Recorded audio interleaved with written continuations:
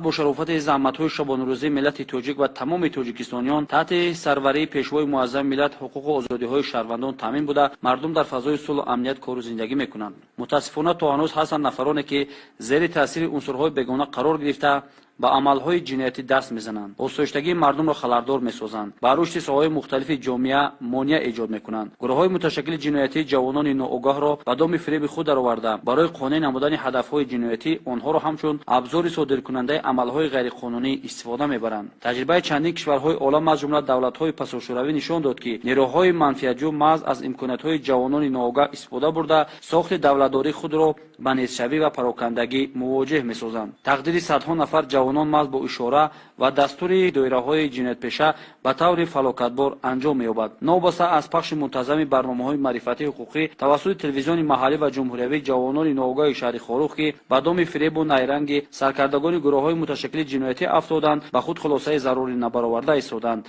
والدین آنها نیز به تقدیر فرزندان خود بی‌اعتنایی ظاهر می‌نمایند و درک نمی‌کنند که شعور و تفکر فرزندان آنها الکی عقیده‌های جنایتی را به خود کسب کردند. از سنه 3 تا 8 مارس سال جاری ضمن گذراندن چهاربینی‌های اپراتیوی جستجویی از جانب ریاست کمیته دولتی امنیت ملی جمهوری تاجیکستان در ولایت مختار کوهستانی بدخشان 5 دلیل اشتراک جوانان شهر خورود در پاسگاه‌های غیرقانونی از طرف گروه متشکل جنایی تأسیس داده شده و تحقیر نماینده مقامات حفظ حقوق به قید گرفته شد. اینها سید یامینوف دیدار محمد عزیزویچ سال تولدش 1995 زاده و ساکن محله خاروق بالای شهر خاروق معلوماتش میانه بیکار.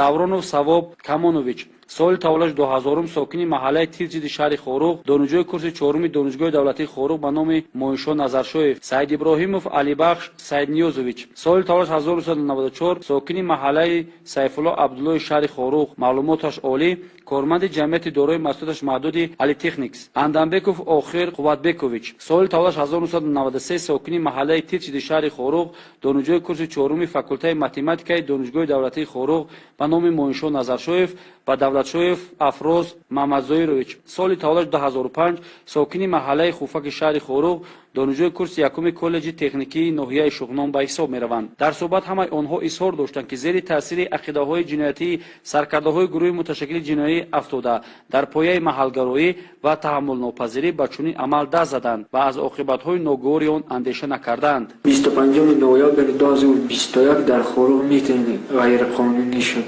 бачаҳоро гирифтам дар мошин тангин овардам ҳаминҷода. баъд ман خودم اشتراک کردم از ماه اول تا روز در پوست چینک ایستادگی بودم.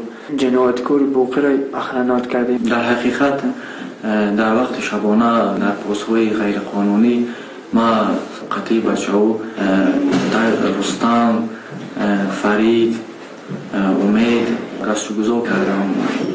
روز 3 مارس من با جوراویم یعنی سواب و مستقیم طرف سپورت کمپلکس یعنی ورزشگاه خلیبزاد رفتنی بودیم. روی اوپیده رو گذاشتن ما در دیدباگان کارکنان امن رو حقارت کردیم و نوخیشه برداشتیم. 3 مارس سال 2022 من نوخیر و مستقیم از اوپیده به طرف مجموعه ورزشی رفتنی بودیم و در آن جو در پیش پستگاه ویدئو ما با بستویک های امون جنجال شده و اونها رو حقارت کردیم. ریاست امنیت گذاشته سن کارکنان امنیت دشنامه های خبیث زدیم. با سانه 8 مارس با سن ویا حقارت کرده جورم گریخ مرا قپیدن. дар асоси маводҳои ба расмият дароварда шуда нисбати нафарони зикр гардида ва волидайни онҳо дар асоси қонуни ҷумҳурии тоҷикистон дар бораи масъулияти падару модар дар таълиму тарбияи фарзанд ва тибқи моддаи кодекси ҳуқуқ вайронкунии маъмурии ҷумҳурии тоҷикистон парванда оғоз карда шуда ба ҳабси маъмурӣ кашида шуда ҷаримабандӣ шуданд. ҷавоно мегӯям дига ин хеле кор накунам. ман аз кори худ садқан сахт пушаймонам. من از کرده خود سخت پشیمانم و به همه جوانان نشار خاروق میگویم که به کارهای جنایتی دست نزنند. ما کرده خود پشیمانیم و دیگران میگیم که دمی کار دست نزنند. من از کردار کردگیم سخت پشیمانم. وعده میدم که دیگر به این کارو دست نمیزنم.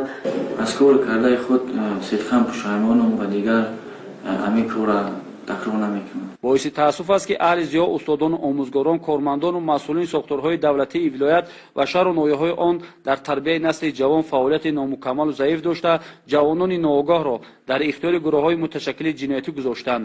ҳамчунин масъулияти падар модар дар таълиму тарбияи фарзанд ба талаботи рӯз ҷавобгӯ набуда аз мову шумо ҷидду ҷаҳди бештарро талаб менамояд. бо мақсади решакан кардани ҷинояту ҷинояткорӣ муборизаи беамон бо гурӯҳҳои муташаккили ҷиноятӣ ҳамкорӣ ва мусоидати ҳар як фарди ба ору номуси ҷомеа лозим мебошад. алоқамандӣ бо гурӯҳҳои муташаккили ҷиноятӣ ба рушду суботи давлат, ҷомеа, соҳаҳои мухталифи ҳаёти кишвар ва мафкура ва манавиёти насли ҷавону солими миллат хатари ҷиддӣ дорад.